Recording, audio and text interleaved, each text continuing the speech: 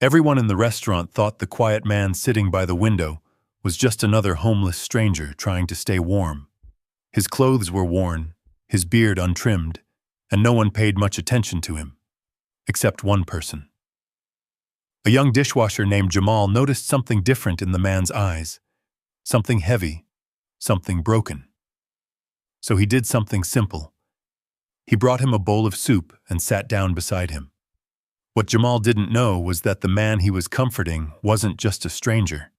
And what the CEO didn't know was that the young man helping him would soon change the future of his entire company. The rain had been falling over downtown Chicago for hours, turning the sidewalks into mirrors of neon light and passing headlights. Water dripped from street signs and bus shelters, while the cold wind carried the distant hum of traffic through the narrow streets. It was the kind of night when most people hurried home with their heads down, collars pulled up, and thoughts only on getting warm. Jamal Carter stepped out of the back door of the small diner where he worked, pulling his thin jacket tighter around his shoulders. His hands still smelled faintly of soap and dishwater after a long shift at the sink. 12 hours of scrubbing plates and silverware had left his back aching, but he didn't complain. Work was work, and work meant the lights stayed on in the small apartment he shared with his mother and younger sister. He stood under the flickering alley light for a moment, breathing in the cool air. Somewhere nearby, a bus engine groaned as it slowed to a stop, and the smell of rain mixed with the scent of fried onions drifting from the diner kitchen behind him. Another night, Jamal murmured quietly to himself.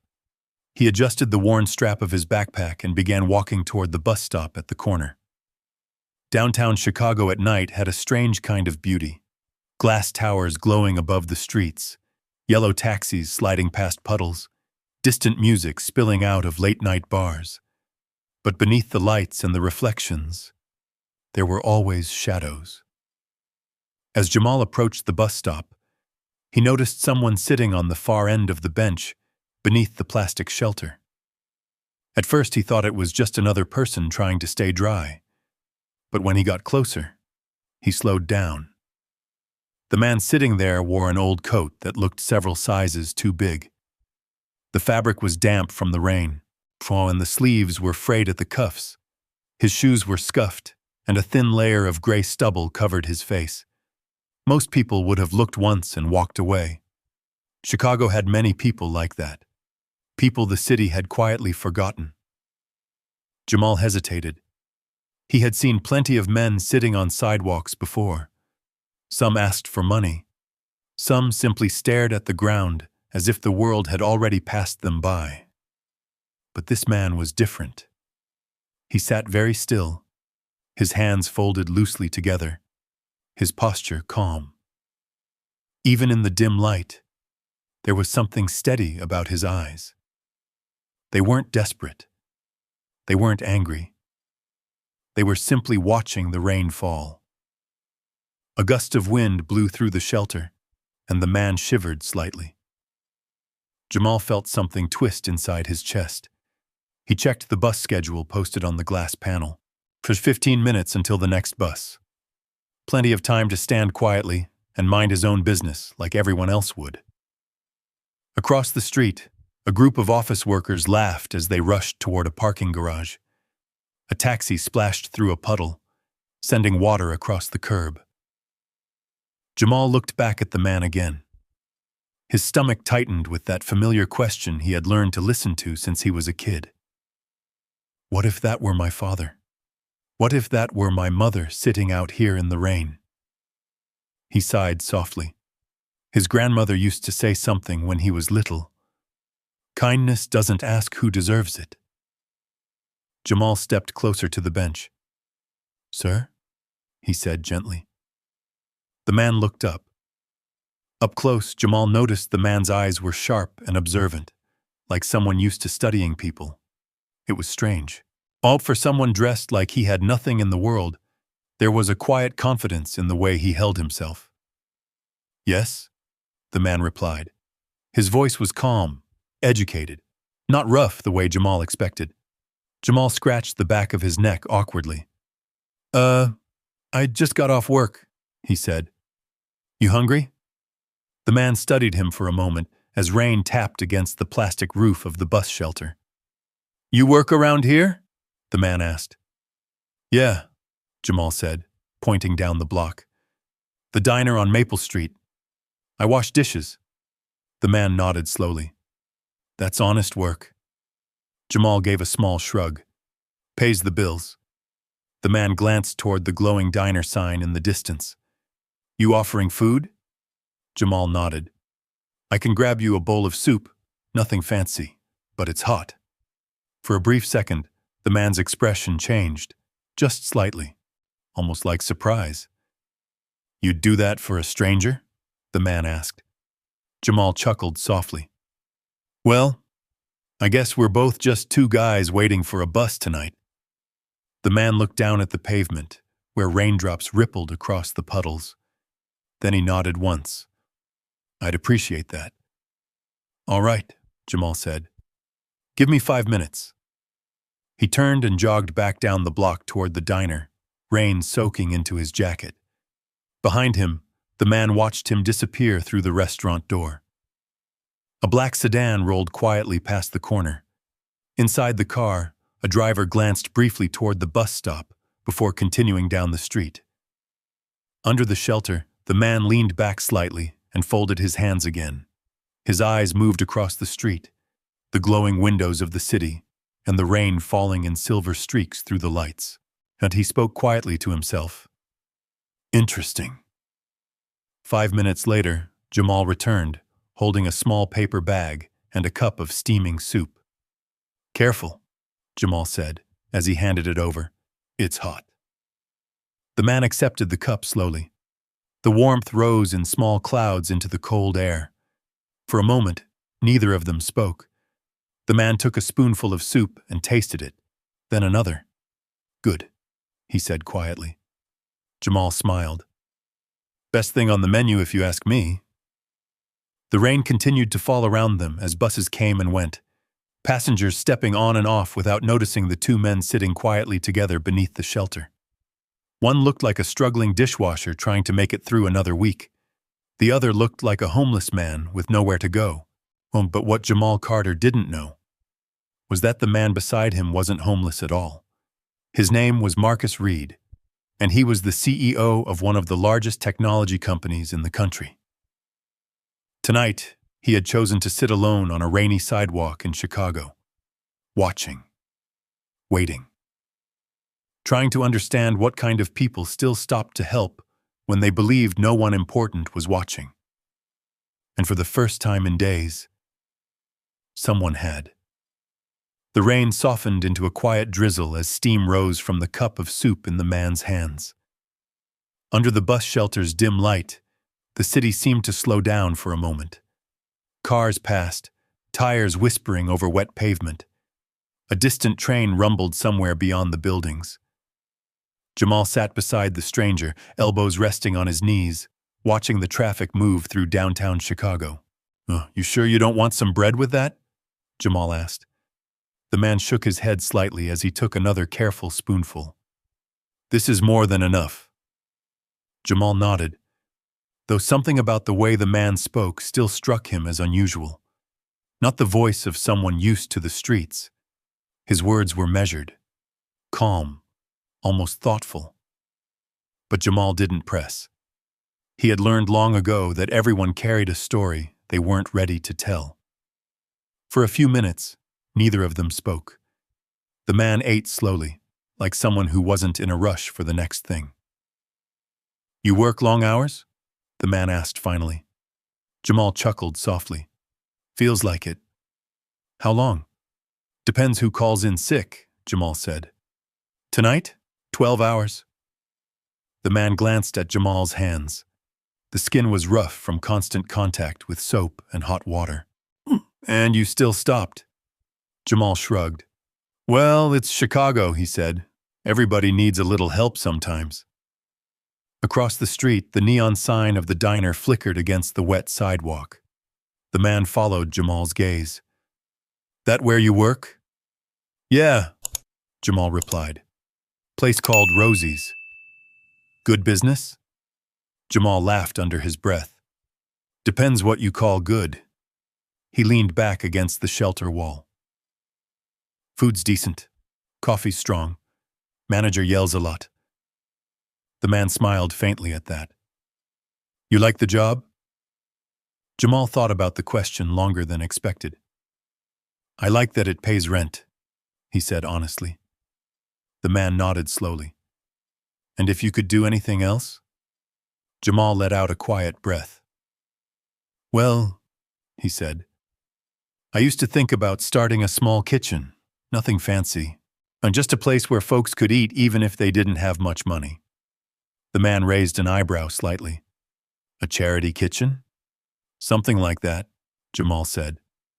My grandma used to cook for half the block when I was a kid. Didn't matter if someone could pay or not. He looked down at the empty sidewalk. She said food tastes better when nobody's turned away. The man studied him carefully.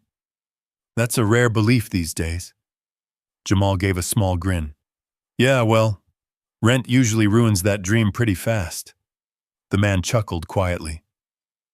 For the first time that night, Jamal noticed something else in his eyes. Curiosity. Just then, the bus pulled up with a hiss of air brakes.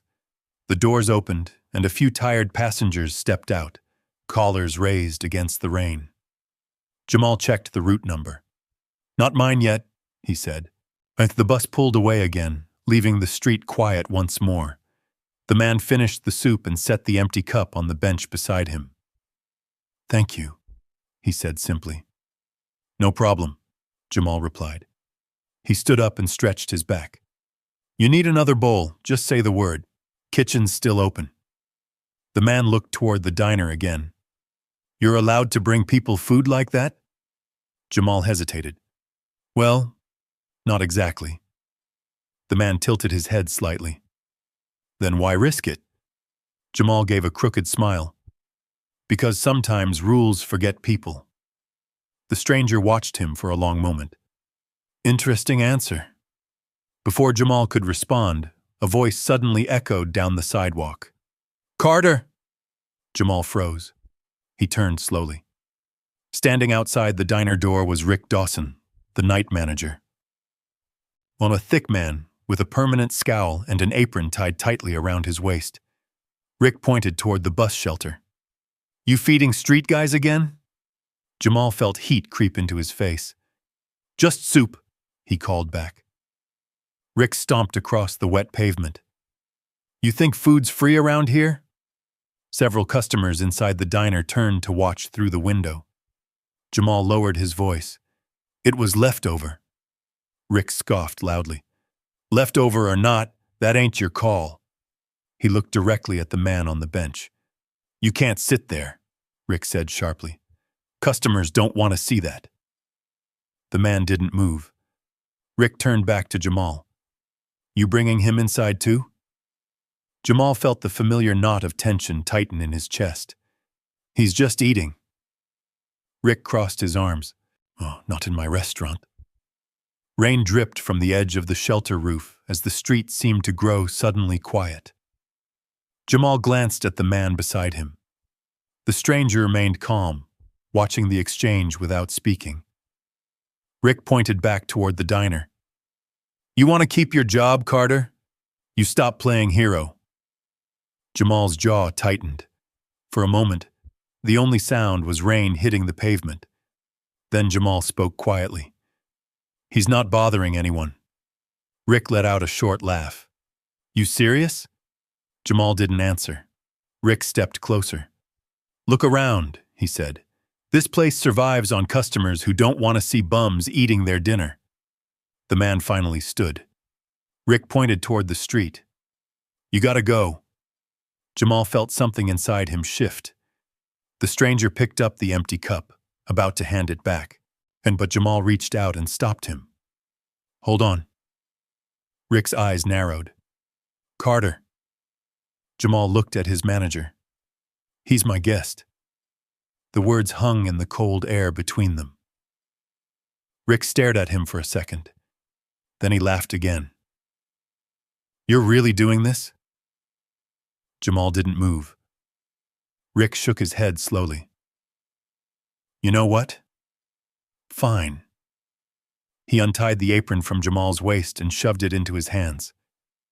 Then you can join him. Jamal blinked. You're done here. The diner door slammed behind Rick as he walked away.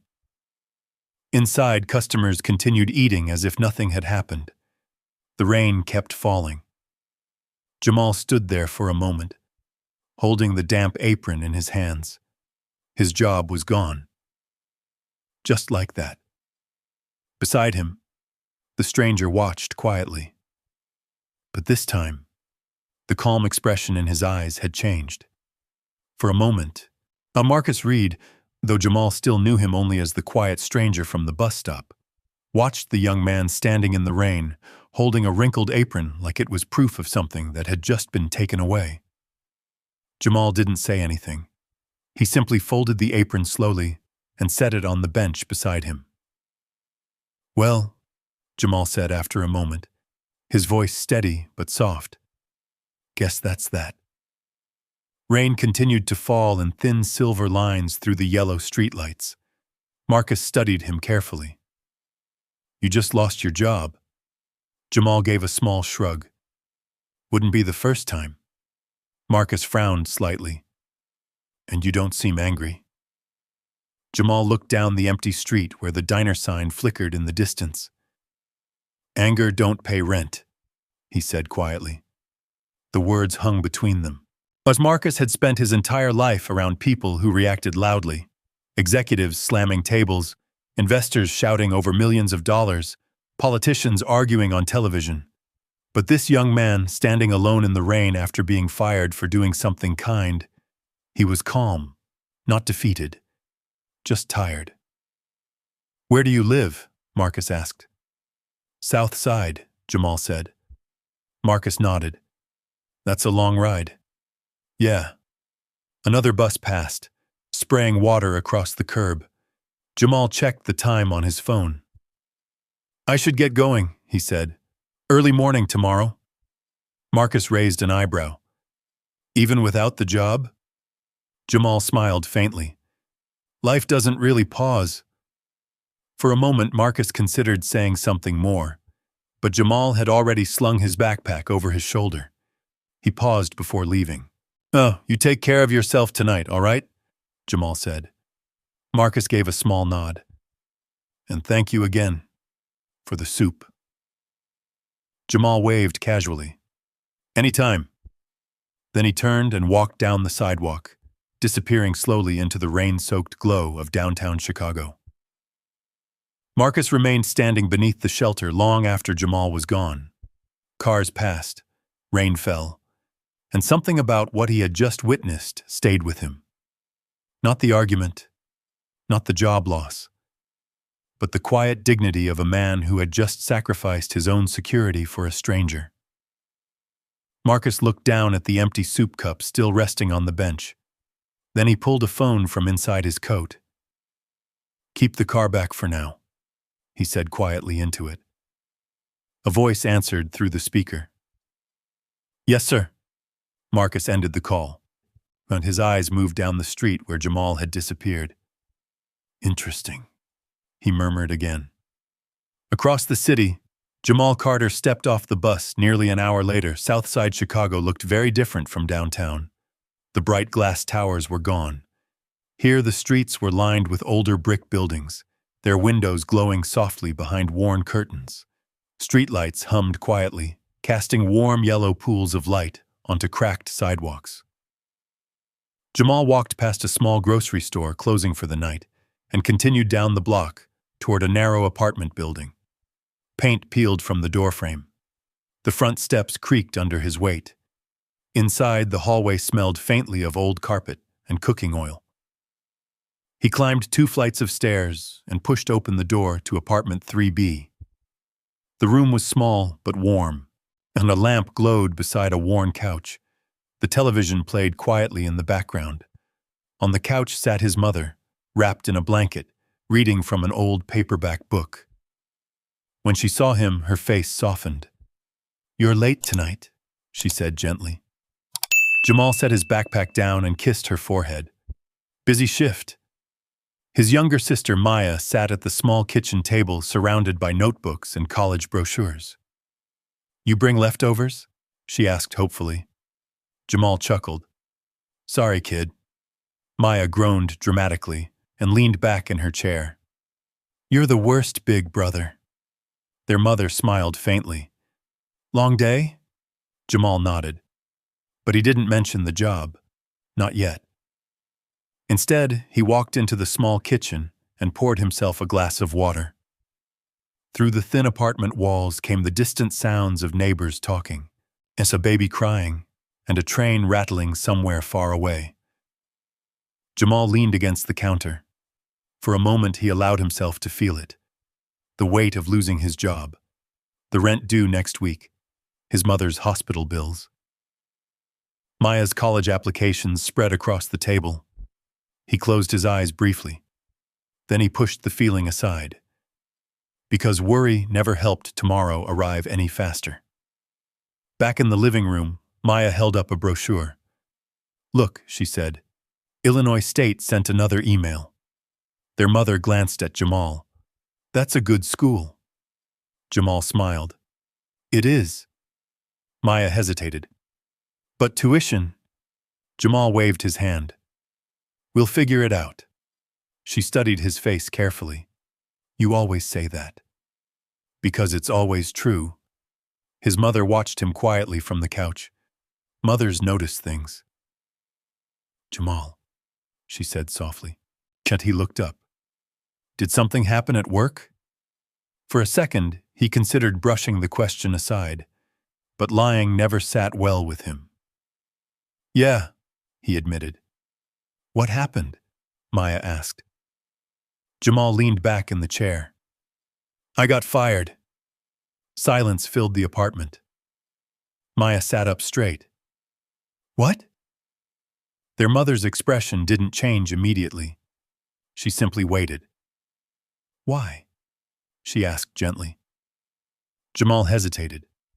Then he smiled a little. "Fed someone who needed it." Maya blinked. "You got fired? For giving someone food?" "Pretty much." Their mother closed her book slowly. For a moment she looked at him with a mixture of concern and something else. Pride. "You did the right thing," she said quietly. Jamal exhaled. "Doesn't exactly help with rent." Maya shook her head. "That manager's an idiot." Jamal laughed.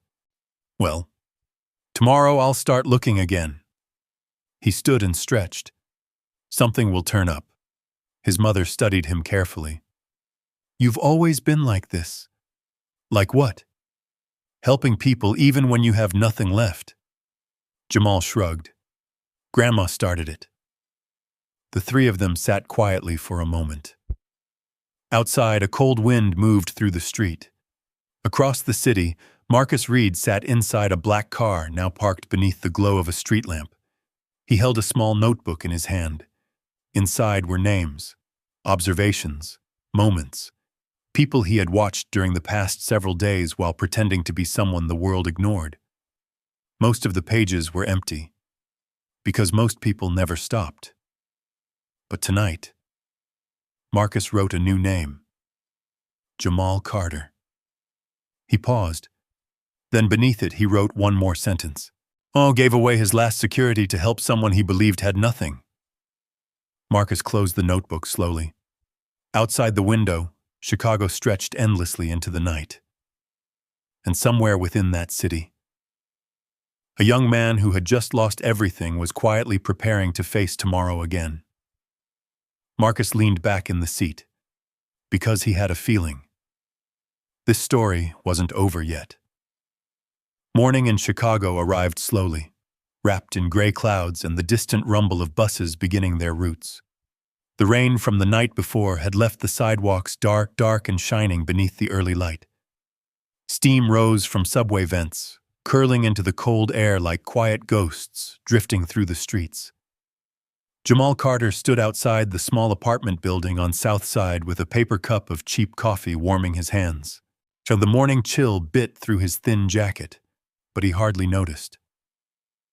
Across the street, a city bus pulled away with a groan of its engine. People hurried along the sidewalk, briefcases in hand, scarves pulled tight. Another ordinary day for everyone else. But for Jamal, things had changed. He no longer had a place to clock in. He took a sip of coffee and exhaled slowly. The bitterness helped wake him up. Inside his backpack were a few printed resumes, simple ones he had typed at the public library months ago, just in case something like this ever happened. Dishwasher, kitchen helper, maintenance, delivery. Nothing impressive, but enough to get by. Behind him, the apartment window glowed softly where his mother and sister were finishing breakfast. Jamal looked up at the sky. "All right," he said quietly to himself.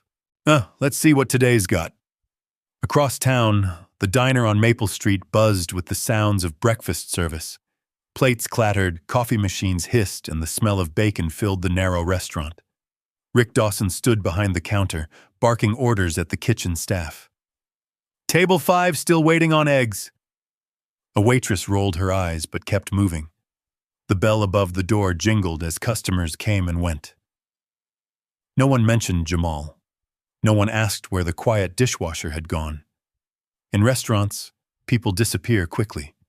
That's the way the business works. Around noon, the lunch crowd began to arrive. 2 men in expensive suits walked through the door. Their polished shoes clicked against the tile floor. Rick looked up from the register. "Welcome to Rosie's," he said automatically, while the taller of the 2 men scanned the diner slowly. His eyes moved across the tables, the waitresses, the counter, the kitchen door. Then he asked calmly, "Is Jamal Carter working today?" Rick frowned. "Who?" "Jamal Carter," the man repeated. Rick shrugged. "Dishwasher kid?" "Yes." Rick snorted. "Not anymore." The 2 men exchanged a quick glance. "Why not?" the taller one asked. Rick leaned on the counter. "Got himself fired last night." "What for?" Rick waved a hand dismissively. "Guy decided he was running a charity kitchen." The man's expression hardened slightly. "Explain." Rick chuckled. "Fed some homeless guy from the kitchen like he owned the place." One of the nearby waitresses slowed down, listening. Rick continued. "I told him to kick the guy out. Kid got all noble about it." He smirked. "Said the guy was his guest?" The 2 men remained silent. Rick crossed his arms. "So, yeah, he's gone." The taller man nodded slowly. "I see." Rick shrugged again. "Look, if he owes you money or something, you'll have to find him somewhere else." The man gave a polite smile. "No," he said calmly. "Quite the opposite." Rick blinked. Before he could ask more questions, the men turned and walked out. The bell above the door rang again as they left. Rick shook his head. "Weird." Across the city, Jamal spent the afternoon walking from one small restaurant to another. Some places took his resume. Some didn't. Some barely looked at him before saying they weren't hiring. By late afternoon, the wind had grown colder. Jamal's feet ached from walking. He stopped near a small park bench and sat down. Children played on a nearby playground while parents watched from folding chairs. Jamal rubbed his hands together for warmth. His phone buzzed. A text from Maya. "Mom's doctor called. Needs new medication." Jamal stared at the message for a moment. "How much?" he typed back. A minute later, her reply came. $85. Jamal leaned back against the bench and closed his eyes. $85. It might as well have been $800.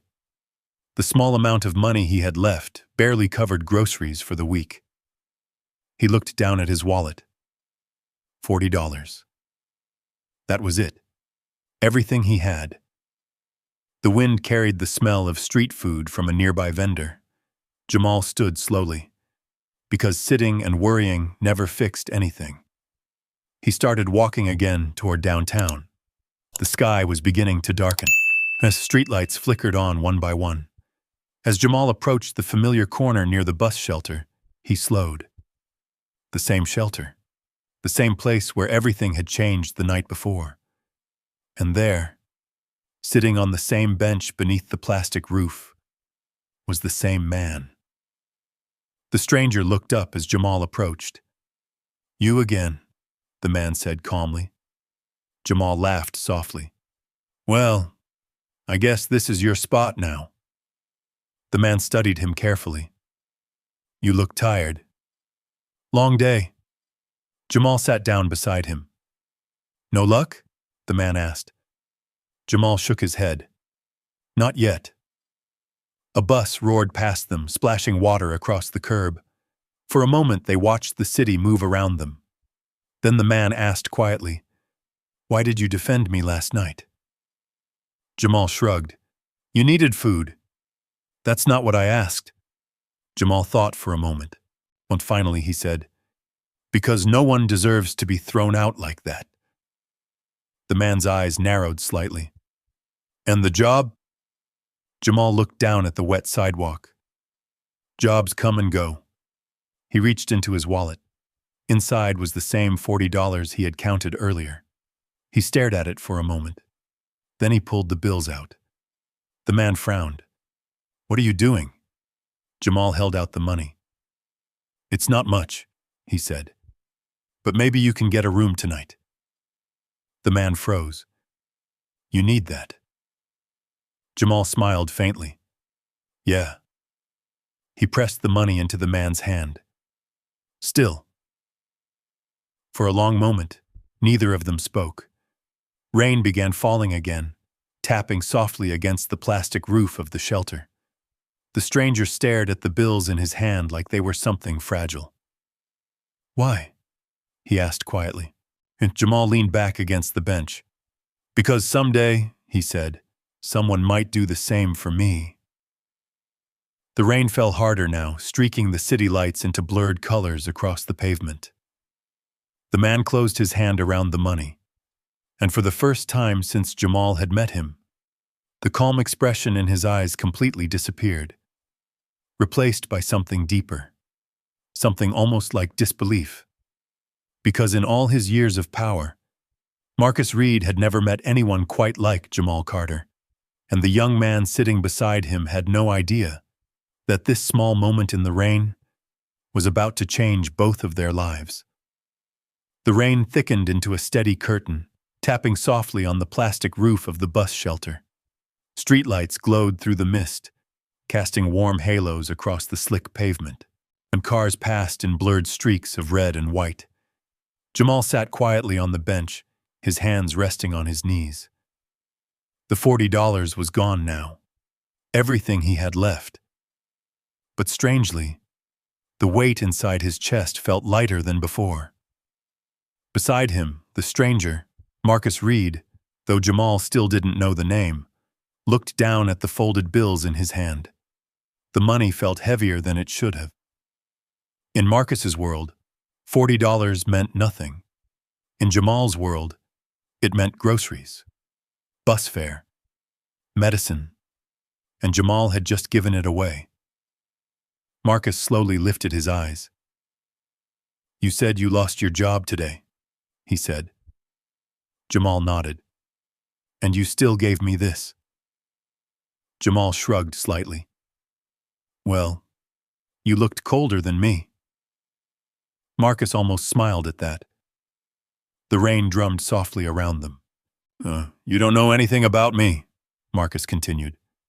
"True. I could be lying. Maybe." Marcus leaned forward slightly. "I could waste this money." Jamal looked out at the empty street. "That would be your choice." The answer hung in the air like a quiet truth. Marcus studied him carefully. "You don't expect anything back?" Jamal chuckled softly. "If I did, it wouldn't really be kindness." The words lingered, A bus pulled up to the curb with a hiss of air brakes. A few passengers stepped off, heads down, umbrellas open. None of them noticed the two men sitting quietly beneath the shelter. None of them knew the moment unfolding beside them. Jamal stood up slowly. "I should head home," he said. Marcus looked up. "You're walking?"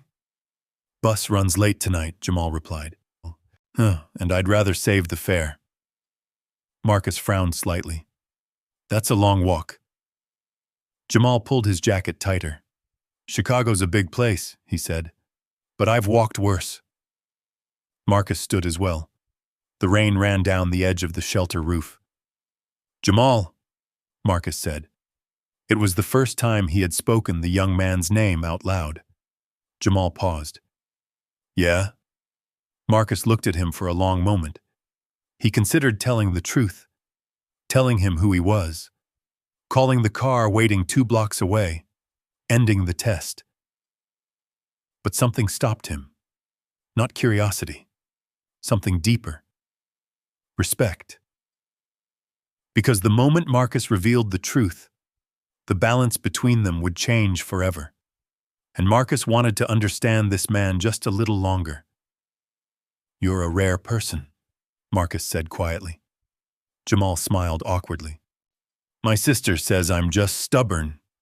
Marcus laughed softly. "That too." Jamal gave a small wave and stepped out into the rain. The water soaked into his jacket almost instantly as he began walking down the sidewalk. Marcus watched him go. Streetlights reflected in the puddles as Jamal's figure moved farther down the block. Then Marcus reached into his coat pocket. He pulled out his phone. A single message appeared on the screen. "Car ready. 2 blocks east." Marcus typed a short reply. "Wait." He slipped the phone back into his pocket. Because something about tonight felt important. Not the rain, not the city, but the quiet decision a young man had made without expecting anything in return. Marcus looked down again at the money in his hand. $40. The last of Jamal Carter's safety, had given to someone he believed had nothing. Marcus closed his fist slowly around the bills. "Unbelievable," he murmured.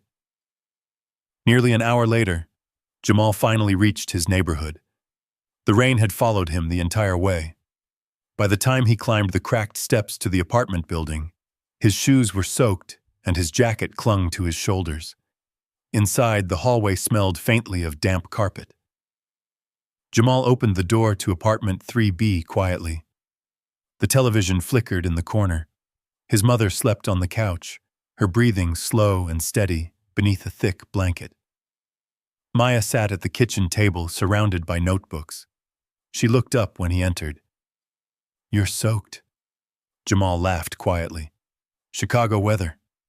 She studied his face. "You eat?" "Yeah." That part wasn't exactly true, but it was easier than explaining. Maya hesitated. "Doctor called again." Jamal's smile faded slightly. "I know." "The prescription's ready tomorrow."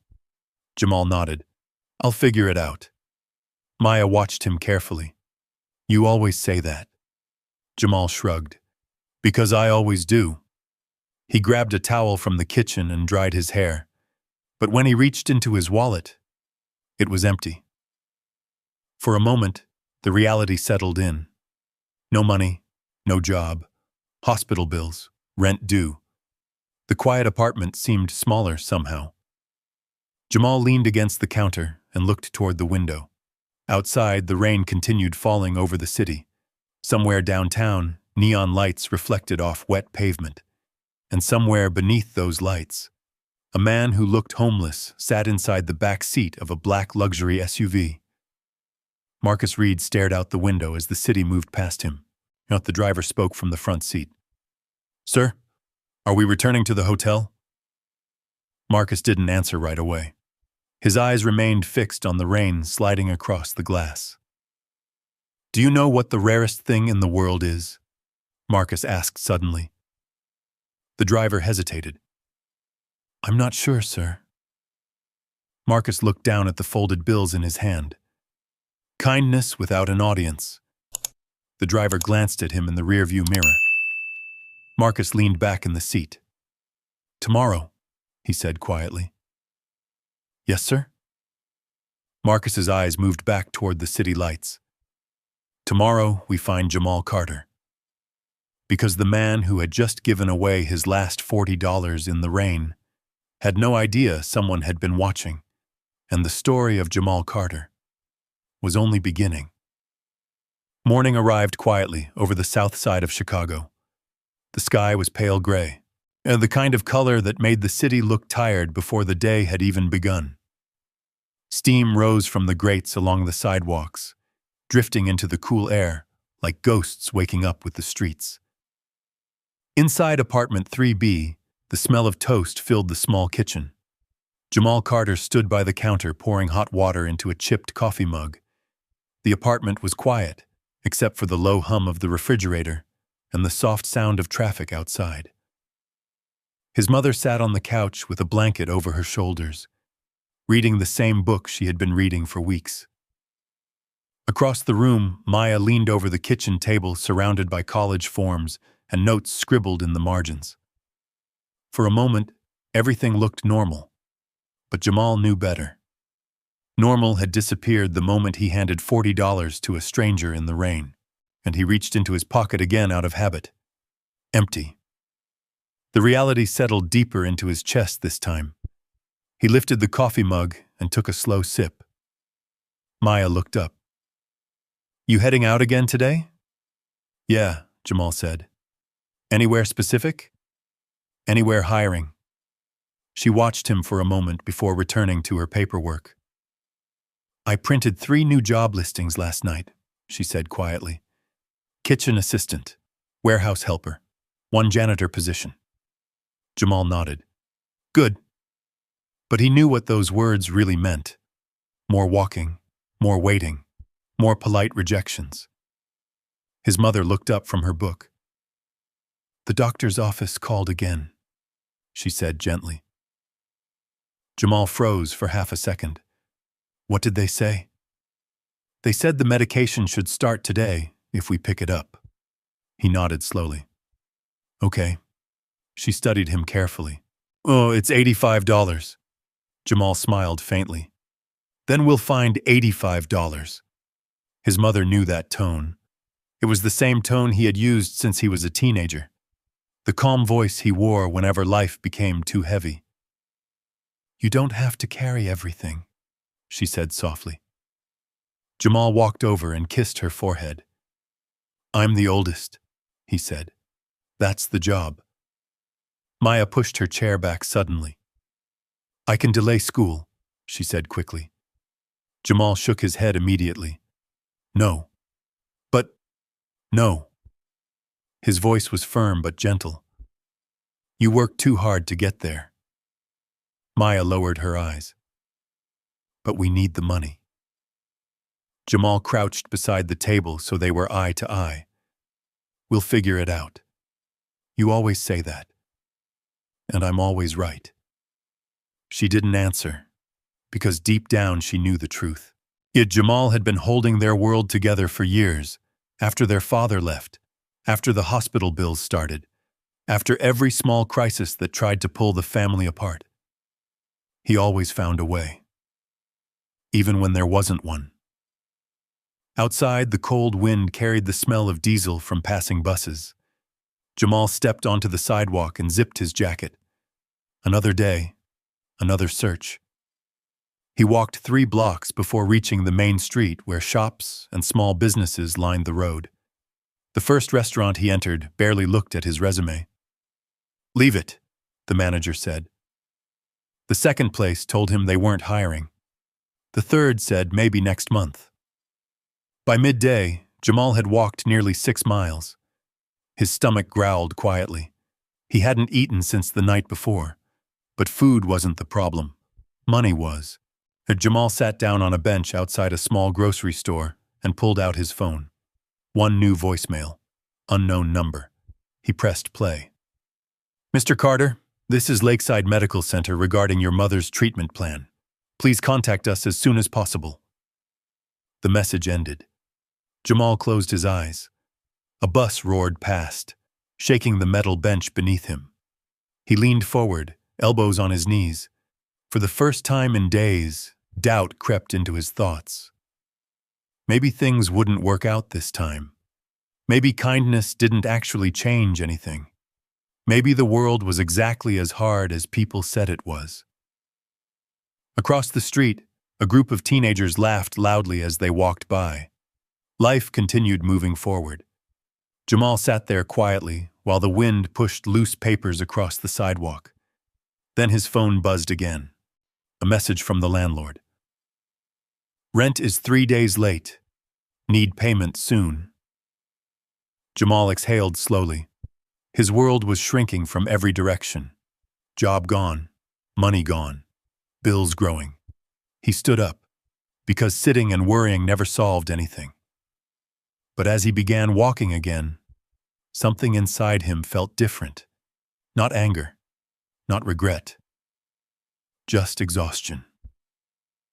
Across the city, inside a glass tower that reflected the gray Chicago sky, a boardroom meeting was just beginning. At the head of the long table sat Marcus Reed. This time he looked nothing like the man from the bus shelter. His suit was perfectly tailored, his hair neatly combed. A silver watch gleamed on his wrist. Around him sat 12 executives reviewing reports projected onto a large screen. A woman cleared her throat. The market response to the new software launch is positive, but investors are asking about the leadership transition rumors. Marcus listened quietly. Another executive leaned forward. We also need to discuss the internal investigation. Marcus's eyes narrowed slightly. Later. The room fell silent, because everyone in that building understood something. Marcus Reed was not a man who tolerated betrayal, but today his thoughts were somewhere else. He glanced briefly toward the window overlooking Chicago. Rain clouds still hung over the city, somewhere beneath them. Jamal Carter was walking the streets, searching for work. Marcus folded his hands together. The meeting continued around him, but he barely heard a word, most because the memory of a young man sitting in the rain, offering his last $40 to someone he believed had nothing, refused to leave his mind. Finally, Marcus spoke. Reschedule the afternoon meetings. The executives looked up in surprise. Sir? One asked. I have something more important to attend to. Marcus stood and straightened his jacket. Because somewhere in this massive city, a man who had lost everything was still trying to do the right thing. And Marcus Reed had made a decision. Today, he was going to find Jamal Carter. Morning traffic rolled through Chicago like a restless tide. Horns echoed between tall buildings, buses groaned to a stop every few blocks, and people moved quickly along the sidewalks with their eyes fixed ahead. Life in the city never slowed down. But on the south side, things were quieter. Old brick buildings lined the narrow streets, their paint faded by decades of winter winds. Small shops opened their metal shutters while the smell of coffee and fried eggs drifted through the cold morning air. Jamal Carter stepped out of a small corner store, carrying a brown paper bag. Inside were 2 apples and a loaf of discount bread. It wasn't much, but it would stretch. He walked slowly back toward his apartment building, the wind pushing against his jacket. The street felt ordinary, too ordinary for the storm gathering just a few miles away. Jamal climbed the cracked steps and unlocked the door to apartment 3B. Inside, Maya was already up, typing something on her laptop while their mother rested on the couch. You find anything? Maya asked. Jamal shook his head. Still looking. She nodded, and trying not to show the worry in her eyes. Jamal placed the bag of groceries on the table. Breakfast of champions, he joked lightly. His mother smiled faintly. You always manage to make things sound better than they are. Jamal shrugged. That's a talent. But before anyone could say more, A deep engine rumble echoed outside. Not the sound of a bus. Not the rattle of an old delivery truck. This was something different. Something powerful. Jamal glanced toward the window. The sound grew louder. Then it stopped. Right outside the building. Maya stood up and peeked through the blinds. Her eyes widened. Jamal? What? There are cars. What kind of cars? She turned toward him slowly. 3 black SUVs. Jamal frowned. That can't be good. Outside, the vehicles sat in a neat line along the curb, their engines still running softly. The windows were tinted dark enough that no one inside could be seen. The entire street seemed to notice. A neighbor across the hall opened her door slightly to look. 2 kids riding bikes slowed down and stared. Then the first door opened. A tall man stepped out wearing a dark suit. Then another. And another. They looked around calmly, like people used to entering unfamiliar neighborhoods without fear. One of the men walked up the apartment steps and knocked on the door. 3 slow knocks. The sound echoed through the hallway. Inside the apartment, Maya whispered, "What did you do?" Jamal laughed nervously. "Nothing." Another knock. "Mr. Jamal Carter?" a voice called through the door. Jamal froze. They knew his name. He walked toward the door cautiously and opened it halfway. And standing outside were 2 men in suits. Behind them, the black SUVs waited silently. "Yes?" Jamal said. The taller man smiled politely. "Mr. Carter?" "Yeah." The man nodded once. "We'd like to speak with you." Jamal glanced past them at the street. Neighbors had begun peeking through their windows. "What about?" The men exchanged a quick glance. "Someone asked us to find you." Jamal felt his stomach tighten. "Who?" The man stepped slightly to the side. And that's when Jamal saw the 3rd figure climbing the apartment steps. The man moved calmly, hands in the pockets of a perfectly tailored coat. But Jamal recognized the face immediately, even though the coat was different, even though the hair was neatly styled, even though everything about him looked expensive now. Now the stranger from the bus stop stopped at the top of the steps. For a moment, neither of them spoke. Jamal stared. "You?" The man smiled faintly. "Good morning, Jamal." Jamal blinked. "You look different." The man chuckled quietly. "So do you." Maya stepped behind Jamal and whispered, "Who is that?" Jamal didn't answer, because the pieces were beginning to shift inside his mind. The coat, the SUVs, the men in suits, the quiet confidence in the stranger's eyes the night before. Jamal stepped outside slowly. "What's going on?" he asked. The man looked around the small street for a moment, taking in the buildings, the cracked sidewalks, the curious faces watching from windows. Then he looked back at Jamal. "I believe I owe you an explanation." Jamal crossed his arms. "About what?" The man extended his hand. "My name is Marcus Reed." The name meant nothing to Jamal at first. But behind him, Maya gasped softly. "Oh my God!" Jamal turned. "What?" Maya pointed at Marcus. "That's him." "Who?"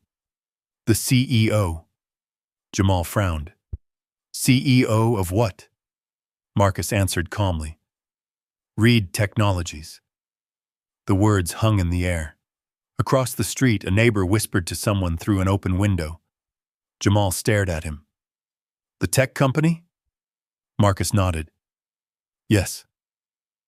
Silence fell over the small street. Jamal looked from Marcus to the black SUVs, then back again. "You're telling me the guy I gave soup to," Marcus finished the sentence quietly, "was a billionaire?" Jamal let out a breath of disbelief. "Man, you gotta be kidding me." Marcus smiled slightly. I'm afraid not. Jamal shook his head slowly. So what is this? Marcus looked at the apartment building behind Jamal. This, he said gently, is the moment I say thank you. Jamal frowned. For what? Marcus looked directly at him. For helping me when you believed I had nothing. The street had gone completely quiet now. Even the wind seemed to pause between the buildings. Jamal stood there trying to process everything, because the man he thought was homeless was standing in front of him surrounded by wealth and power. And somehow, all of this was connected to a bowl of soup and $40 in the rain. Marcus took a small step closer. But Jamal, he said softly, that's not the whole story. The quiet street seemed to hold its breath. A cold wind moved down the block, rattling a loose street sign. The 3 black SUVs idled beside the curb, yet their engines humming like distant thunder. Curtains shifted in apartment windows as curious neighbors continued watching. Jamal stood on the cracked front steps, staring at the man who had sat beside him only the night before, wearing a torn coat and wet shoes. Now that same man stood in a tailored suit that probably cost more than Jamal made in months. The difference was almost surreal. Jamal rubbed the back of his neck slowly. So, you're telling me the guy sitting in the rain eating soup last night was actually some big tech CEO? Marcus Reed nodded calmly. That's correct. Jamal let out a short breath. Man, Chicago really does have some strange mornings. Behind him, Maya whispered under her breath, I can't believe this. Marcus glanced toward her and offered a polite nod. You must be Jamal's sister. Maya blinked. Oh, yes. Marcus smiled faintly. Nice to meet you. Jamal raised a hand slightly. Hold on, he said. Before we get to introductions, you should probably explain something. Marcus tilted his head. Of course. Jamal looked directly at him. Why were you sitting at a bus stop pretending to be homeless? A fair question. Marcus turned slightly and gestured toward the SUVs. Would you mind walking with me for a moment? Jamal hesitated. He looked back at Maya and his mother standing inside the apartment doorway. His mother gave him a small nod. Go. Jamal stepped down onto the sidewalk. Marcus and Jamal began walking slowly toward the curb, while the suited men waited respectfully near the vehicles.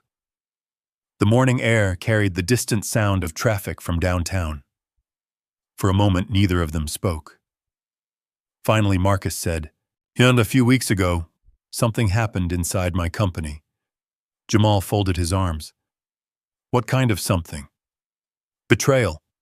Marcus's voice was calm but firm. Someone I trusted tried to manipulate a major contract behind my back. Millions of dollars involved. Jamal raised an eyebrow. That sounds like a rich people problem. Marcus gave a quiet laugh. In some ways it is. He looked up at the gray sky. But it made me realize something uncomfortable. What's that? Marcus glanced back at Jamal. I didn't know who to trust anymore. They stopped beside the first SUV. Marcus leaned lightly against the door. For years, I've lived in a world where everyone is polite, but not always honest. Jamal nodded slowly. Money does that. Marcus continued. So I decided to try something unusual. Jamal already suspected where this was going. You pretended to be homeless. Marcus nodded. For several days. Jamal whistled quietly. That's a bold experiment. Marcus's eyes moved down the quiet street. I sat in parks, bus stops, outside restaurants, downtown, South Side, West Loop. And? Marcus smiled faintly. Hundreds of people walked past me. Jamal didn't look surprised. Sounds about right? Marcus studied him carefully. Most avoided eye contact. Jamal nodded again. Also sounds right. Marcus continued. A few people dropped spare change. And? Marcus's voice softened. But only one person actually stopped. He looked directly at Jamal. You. The words landed with surprising weight. Jamal shifted slightly. Oh, well, soup's pretty cheap. Marcus shook his head. No. He reached into his coat pocket and pulled out something folded. The $40, still crisp despite the rain from the night before. You gave me this. Jamal stared at the money. I figured you needed it. Marcus held the bills up slightly. My net worth is over $3 billion. Jamal blinked. Then you probably didn't. Marcus smiled. That's not the point. He folded the money again. The point is, you gave it away when you believed I had nothing. Jamal looked down at the sidewalk. Well, somebody helped me once. Marcus raised an eyebrow. Who? My grandmother. Jamal leaned back against the SUV beside Marcus. She used to cook for people in our neighborhood. Didn't matter if they could pay. Marcus listened quietly. She'd say, when someone's hungry, you don't ask questions. You just feed them. Marcus nodded slowly. That's wisdom. Jamal shrugged. She was a wise lady. For a moment, the street was quiet again. A dog barked somewhere down the block. Marcus finally spoke. You lost your job because of that kindness. Jamal nodded. Yeah. Marcus looked at him carefully. And you still gave me the $40. Jamal sighed. Well, now that I know you're rich, I probably should have charged you for the soup. Marcus laughed out loud. The sound surprised the men standing near the SUVs. It was the first genuine laugh Marcus Reed had had in weeks. You know, Marcus said, most people would be furious right now. Why? Because they'd feel like they were tricked. Jamal thought about that for a moment. Then he shrugged again. Life tricks people all the time. Marcus studied him closely. You're not angry? Jamal shook his head. No. Why not? Jamal looked back at the apartment building. Because you still needed the soup. Marcus followed his gaze. And the $40? Jamal smiled faintly. I guess that's your problem now. Marcus looked down at the bills again. For a moment, his expression turned thoughtful. You know something, Jamal? What? Marcus slipped the money back into his pocket. That $40 might be the most valuable money I've ever held. Jamal laughed. You should see your accountant's face if you tell him that. Marcus looked at him again. The seriousness returned to his voice. Your kindness reminded me of something I had almost forgotten. What's that? Marcus paused. What humanity looks like. Jamal didn't know what to say to that, so he simply nodded. Marcus straightened his jacket. Well, he said quietly, that brings us to the real reason I'm here. Jamal crossed his arms again. I figured there was one. Marcus gestured toward the SUV. I'd like you to come with me. Jamal blinked. Where? Marcus smiled slightly. To my office? Jamal looked at the towering skyline in the distance. Man, I don't even own a suit. Marcus chuckled. That won't be necessary. Jamal studied him carefully. And what exactly happens at your office? Marcus opened the car door. Let's just say, he replied, I have an opportunity you weren't expecting. The words lingered in the cool morning air. Jamal stared at Marcus Reed for a moment, trying to decide if the whole situation was real or some kind of elaborate joke. The black SUVs, the men in suits, the quiet respect in the way they all waited for Marcus to speak. It all felt like something out of a movie, not a Tuesday morning on the South Side. Jamal rubbed his hands together slowly. You sure you've got the right guy? He asked. Marcus smiled. I'm certain. Jamal looked back toward the apartment building. Maya stood by the window watching everything with fond eyes. His mother had stepped closer to the door now, her expression calm but curious. He sighed. Well, if this turns into one of those hidden camera shows, I'm walking home. Marcus laughed softly. I promise it's not. Jamal shook his head. All right then. He slid into the back seat of the SUV beside Marcus. The door closed with a quiet, solid thud. Inside, the car smelled faintly of leather and polished wood. The seats were softer than anything Jamal had ever sat in before. Through the tinted windows, the neighborhood looked slightly darker, quieter. The driver pulled away from the curb. For a moment, neither man spoke. The SUV rolled through the narrow streets of the South Side, passing corner stores, playgrounds, and rows of aging apartment buildings. Jamal looked out the window. This thing probably costs more than my entire block, he muttered. Marcus smiled. You're not far off. Jamal turned back toward him. So what exactly is this opportunity? Marcus folded his hands calmly. First, I owe you the full truth. Jamal nodded once. Fair enough. Marcus took a slow breath. When I said I was testing people, but I meant it literally. Jamal raised an eyebrow. You mean the whole pretending to be homeless thing? Yes, Marcus continued. For 5 days I stepped away from my company. No security, no assistance, no announcements. Jamal whistled softly. That must have scared your shareholders. Marcus smiled slightly. They survived. Outside the window, the buildings began to change. Older brick storefronts gave way to larger offices and busy intersections. Marcus continued speaking. I sat in places where people normally walk past without looking. Bus stops, park benches, outside restaurants. Jamal nodded slowly. And? Marcus looked out the window for a moment. In 5 days, I watched over 300 people pass by. Sounds about right. Marcus's voice softened. Only 2 spoke to me. Jamal glanced at him. 2? One woman asked if I knew the time. And the second? Marcus turned his head. You. Jamal scratched his chin. Well, guess I'm the curious type.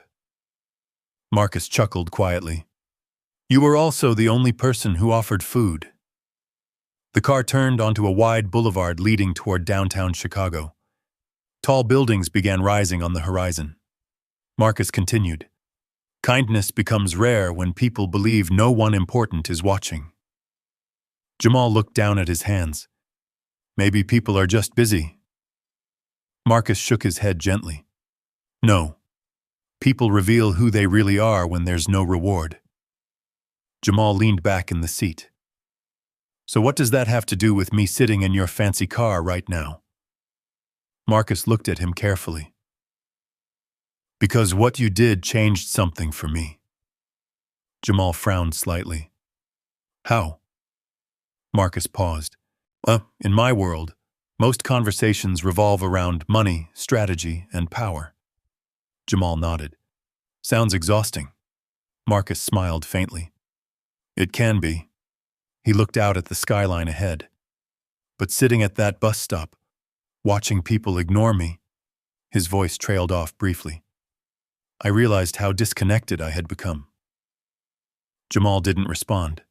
Marcus continued. You reminded me that character still exists. Jamal shrugged. I just gave you soup. Marcus shook his head. You gave me dignity. Those words landed differently. The SUV slowed as it approached the heart of downtown. Glass towers stretched into the gray sky. Traffic thickened around them. Marcus pointed toward one of the tallest buildings ahead. That's Reed Technologies. Jamal leaned forward slightly. There, the tower reflected the morning clouds like a giant mirror.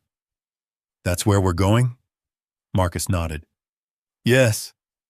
Jamal laughed nervously. You know, I've never even been inside a place like that. Marcus replied calmly.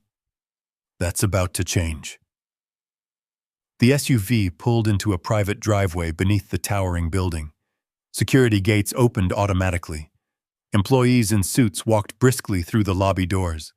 The vehicle stopped beneath the covered entrance. A doorman stepped forward and opened the door. Jamal hesitated before stepping out. The marble floor inside the lobby shined like glass. High ceilings stretched above them with rows of modern lights glowing softly. People moved through the space carrying laptops and coffee cups. Some slowed when they recognized Marcus. "Good morning, Mr. Reed." Marcus nodded politely. Oh, but Jamal noticed something else. The moment Marcus entered the building, the entire atmosphere shifted. Respect followed him like a shadow. Jamal leaned closer. "Man, they treat you like a president in here." Marcus smiled. "Sometimes it feels like that." They stepped into a private elevator. The doors closed. As the elevator rose quickly toward the upper floors, Jamal felt his ears pop slightly. "So what happens now?" he asked. Marcus looked at him calmly. "Now," he said, "I show you what happens when kindness meets opportunity." The elevator doors opened. A wide glass hallway stretched ahead with a breathtaking view of the Chicago skyline. Sunlight finally broke through the clouds, reflecting off the lake in the distance. Marcus stepped forward. Jamal followed slowly. Us employees glanced up from their desks as the two men walked past. A few whispered quietly. Marcus stopped outside a large conference room. Through the glass walls, a group of executives sat around a long table. They looked surprised to see Marcus arriving with someone they didn't recognize. Marcus opened the door. "Ladies and gentlemen," he said calmly. The room fell silent. "I'd like you to meet someone." Jamal stood awkwardly near the doorway. Marcus looked around the room. "This," he said, "is the man who reminded me what our company should stand for." The room fell silent. Hundreds of employees filled the grand auditorium at Reed Technologies' headquarters in downtown Chicago. The space usually hosted product launches and shareholder meetings, but today felt different. The lights were softer, while the giant screen behind the stage displayed a single image. A small neighborhood kitchen with warm yellow lights glowing through the windows. Marcus Reed stood at the podium, one hand resting on the polished wood. His voice carried easily across the room, calm but heavy with meaning. Beside him stood Jamal Carter. Jamal looked deeply uncomfortable in the tailored navy suit the company's assistant had insisted he wear. The sleeves were still a little stiff, the shoes a little too shiny. His hands stayed folded together, fingers tightening and relaxing, like he didn't know where they belonged. Just a few months ago, those hands had been scrubbing dishes in the back of a small diner on the south side. Now every executive, engineer, and reporter in the room was looking at him. Marcus continued. "When I first met Jamal," he said slowly, he didn't know who I was, and that was exactly why I listened." A few quiet murmurs rippled through the audience. Marcus turned slightly toward Jamal. "You remember that night?" he asked. Jamal nodded, a shy smile forming. "Yeah," he said quietly. "Hard to forget." The screen behind them changed. A photo appeared. Grainy security footage from a late winter evening. A tired young man in a worn hoodie stood behind a diner counter, sliding a bowl of soup across to an older man sitting alone. Marcus gestured toward the screen. "I had just left a hospital," he said. "My mother had been sick for months. Doctors told me there wasn't much more they could do." The audience leaned forward. "I stopped at a small diner on the way home," Marcus continued. "I wasn't looking for company. I wasn't looking for advice." He paused. But Jamal saw something I didn't realize was showing. Jamal shifted slightly at the memory. Marcus smiled faintly. He looked at me and said, "You look like someone who hasn't eaten all day." A few quiet chuckles moved through the room. "And then he gave me a bowl of soup," Marcus said. "On the house." Jamal raised a hand gently. "Well, technically my manager wasn't thrilled about that part." More laughter now, warm and relaxed. Marcus nodded. Fair point. The screen changed again. This time it showed a photo of Jamal inside the diner kitchen, sleeves rolled up, smiling while stirring a large pot. Marcus continued. That night we talked. Not about money, not about business. His voice softened. We talked about people. Jamal stared down at the stage floor for a moment, remembering. Marcus continued. He told me something I couldn't stop thinking about. Marcus turned toward Jamal again. You want to tell them? Jamal hesitated. Hundreds of faces watched him. He cleared his throat.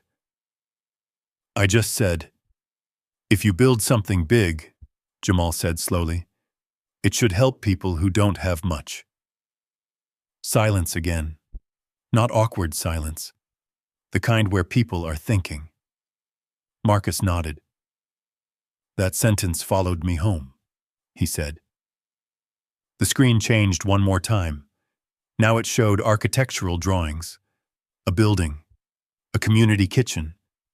The words across the top read, Carter Community Kitchen. Opening soon. Gasps spread across the auditorium. Marcus stepped aside and gestured toward the screen. 6 months ago, he said. This was just an idea. He turned back to the crowd.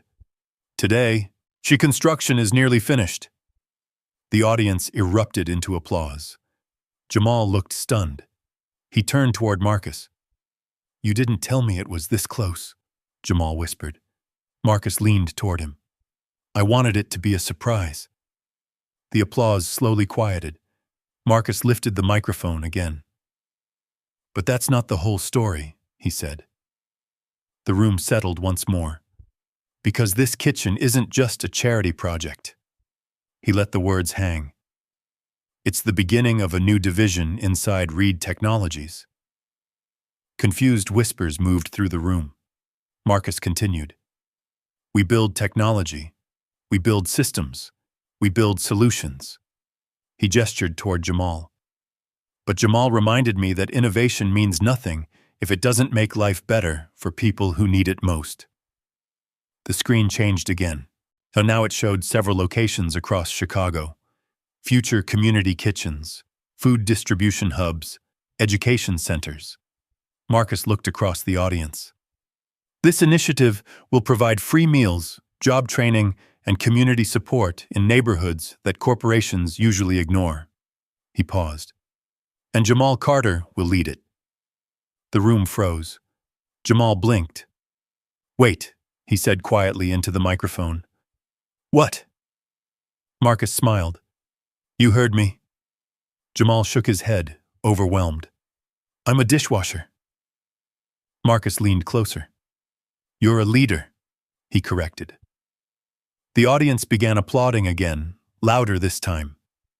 Jamal looked out across the sea of faces. For a moment he saw flashes of the past, cold bus stops, empty refrigerators, long nights wondering if tomorrow would be any easier. And then he saw something else. Hope, or real hope. Marcus stepped back from the podium. You don't need a business degree to understand compassion, he said. He turned to Jamal again. Sometimes the people who struggle the most are the ones who understand what matters. Jamal slowly lifted the microphone. His voice was quieter than Marcus's, but it carried. I never expected any of this, he admitted. He glanced at the screen behind him, the image of the community kitchen glowing warmly. But if we can help even one kid eat dinner without worrying about tomorrow, he paused, then I think we're doing something right. The room stood to its feet, a full standing ovation. Jamal stood frozen in the middle of it, eyes shining as the applause echoed across the auditorium. For the first time in his life, the future didn't feel uncertain. It felt wide open. And somewhere in the back of the room, an older janitor watching quietly from the doorway wiped a tear from his cheek. Because sometimes the biggest stories don't begin with power. They begin with kindness and one simple bowl of soup. The applause inside the auditorium lasted longer than anyone expected. People stood shoulder to shoulder in the rows of seats, clapping not just politely, but with something deeper. Some smiled. Some wiped their eyes. A few executives who had spent decades inside boardrooms suddenly looked like they had forgotten where they were. Jamal Carter stood at the center of it all, still holding the microphone. For a moment, he didn't move. The sound filled the entire hall, hundreds of hands clapping beneath the tall glass ceiling of Reed Technologies' headquarters.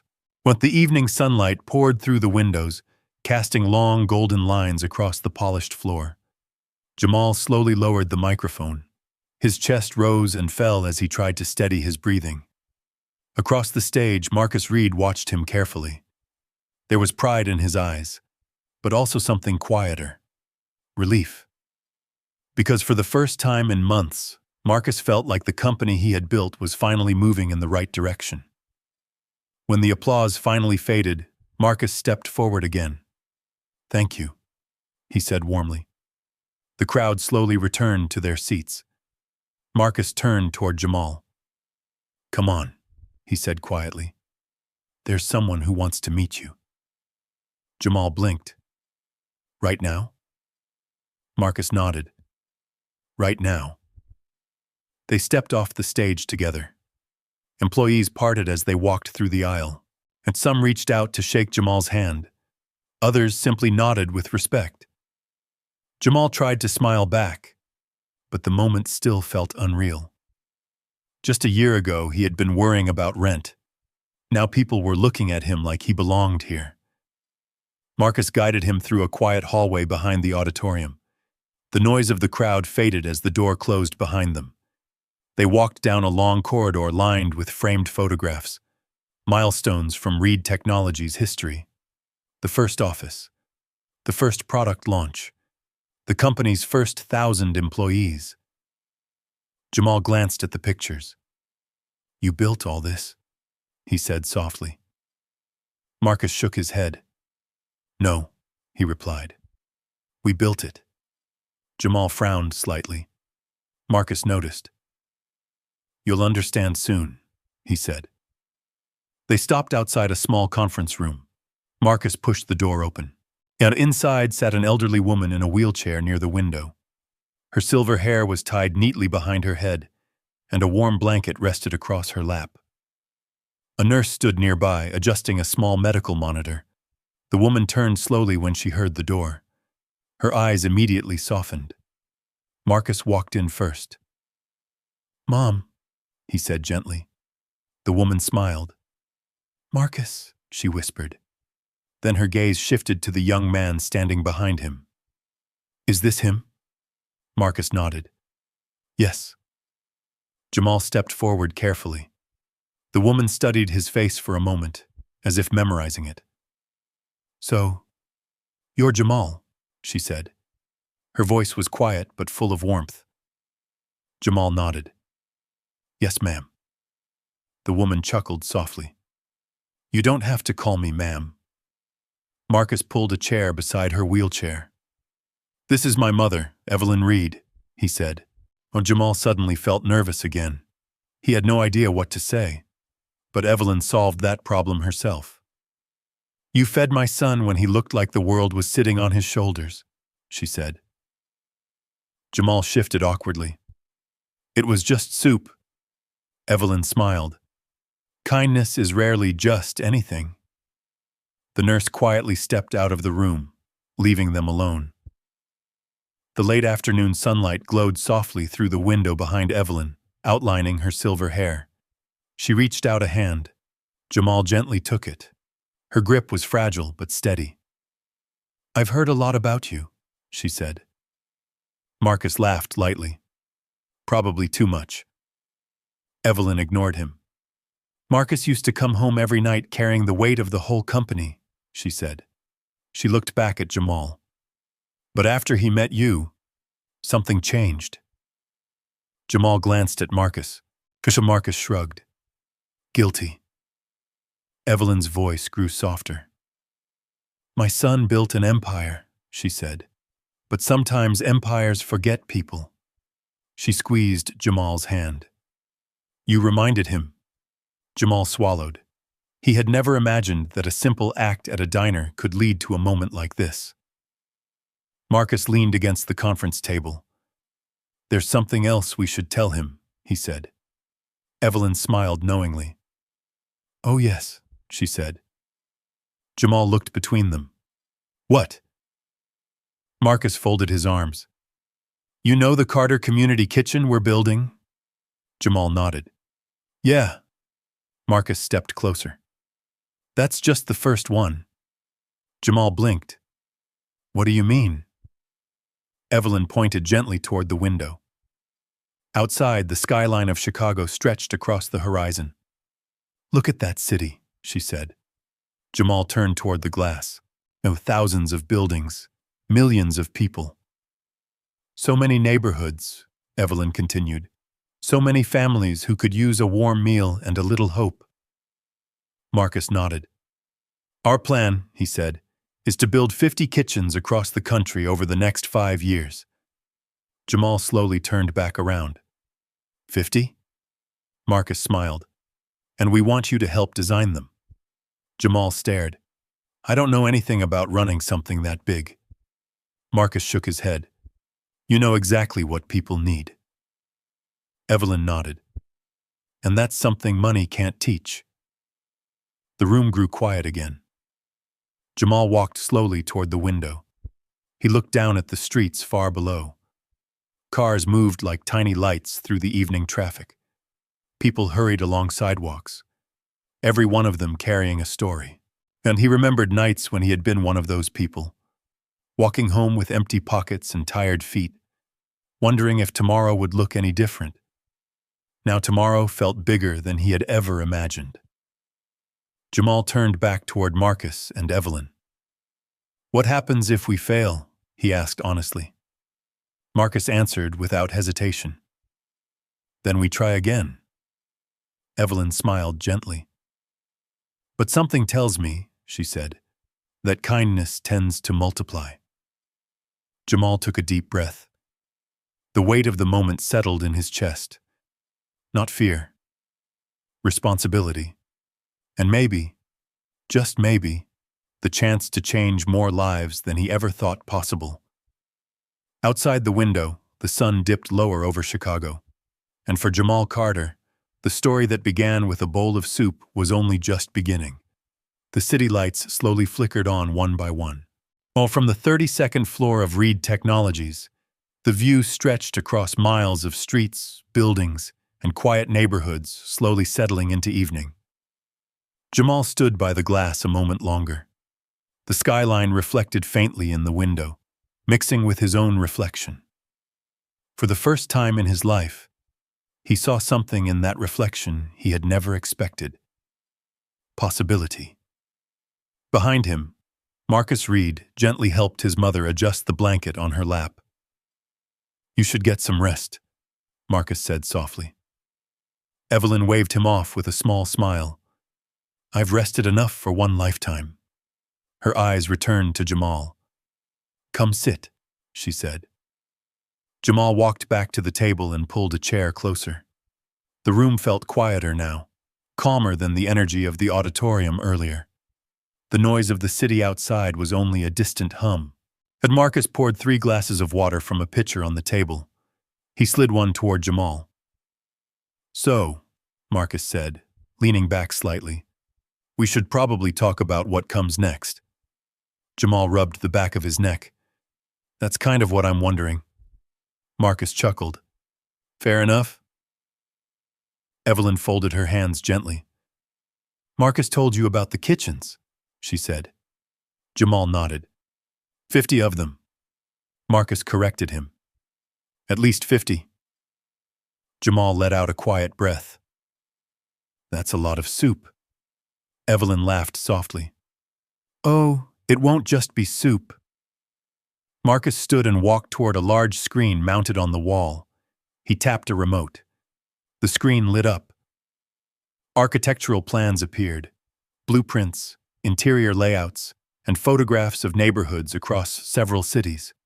Chicago, Detroit, Baltimore, St. Louis, Los Angeles. These are the first 12 locations, Marcus explained. Jamal studied the screen carefully.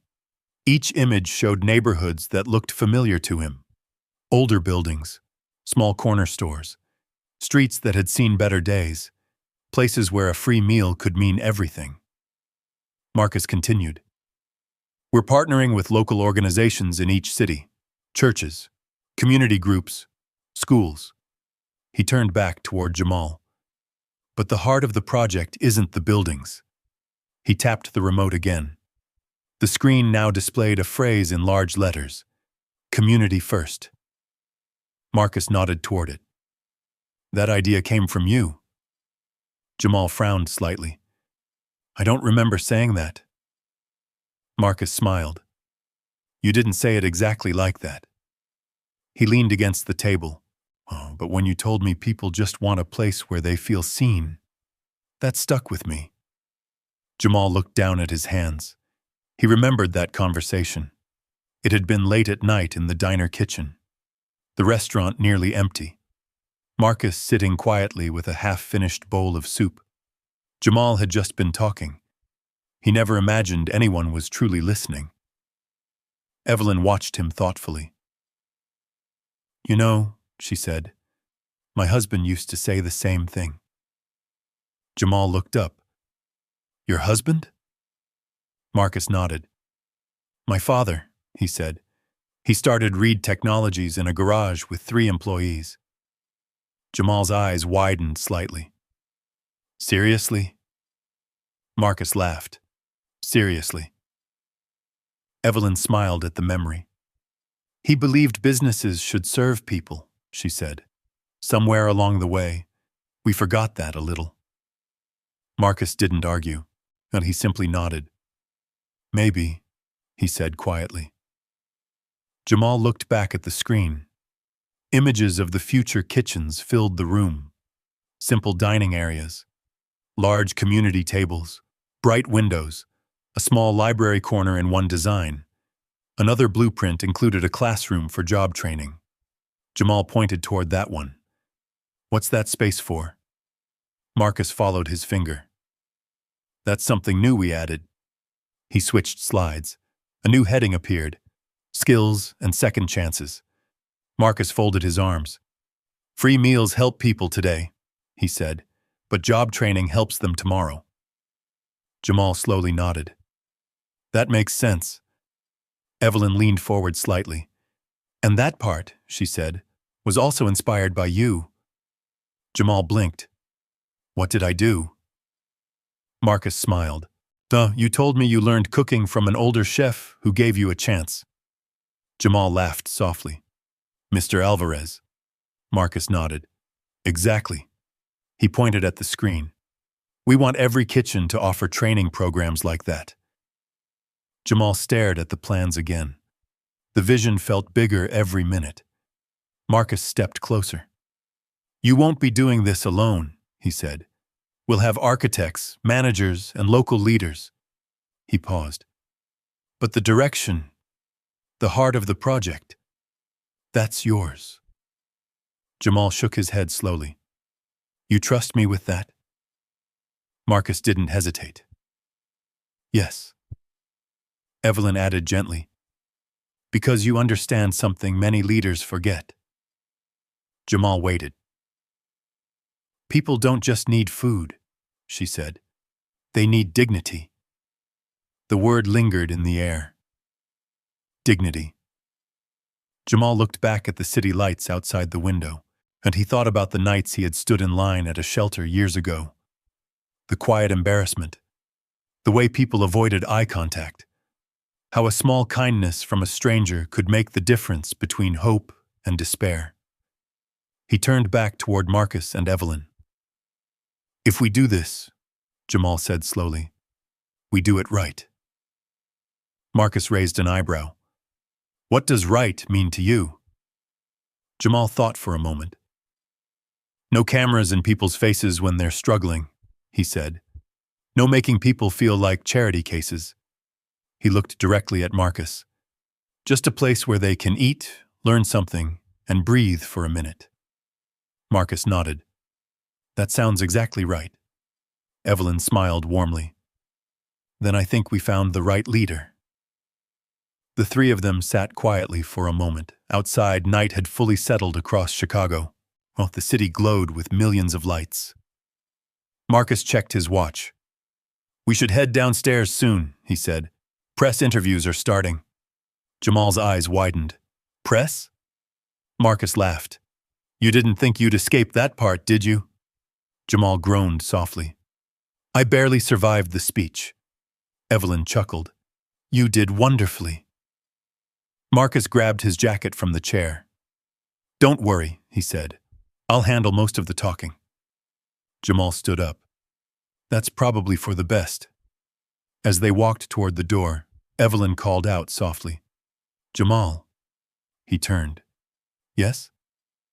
Her eyes held a quiet kindness. My husband always believed that the smallest act of compassion could ripple across generations. She paused. I think tonight we're seeing the beginning of that ripple. Jamal smiled. I hope so. Marcus opened the door. The hallway lights stretched ahead of them, the future waiting just a few steps away. And somewhere in that future, dozens of kitchens, filled with warm food, second chances, and people who would never know how one simple bowl of soup had changed everything. And sometimes, that's how the biggest changes in the world begin. Not with power, not with money, but with one small act of kindness that someone chose to give when nobody was watching. Now I'm curious about you. If you believe that kindness can still change someone's life, type 1 in the comments. If you believe the world needs more people like Jamal, type 0. It only takes 1 second, but your comment helps this story reach more people who might need it today. And if this story touched your heart, don't forget to subscribe to the channel. Because here, we share real stories about kindness, second chances, and the unexpected moments that can change someone's life forever. There's another powerful story waiting for you in the next video, and trust me, you won't want to miss it.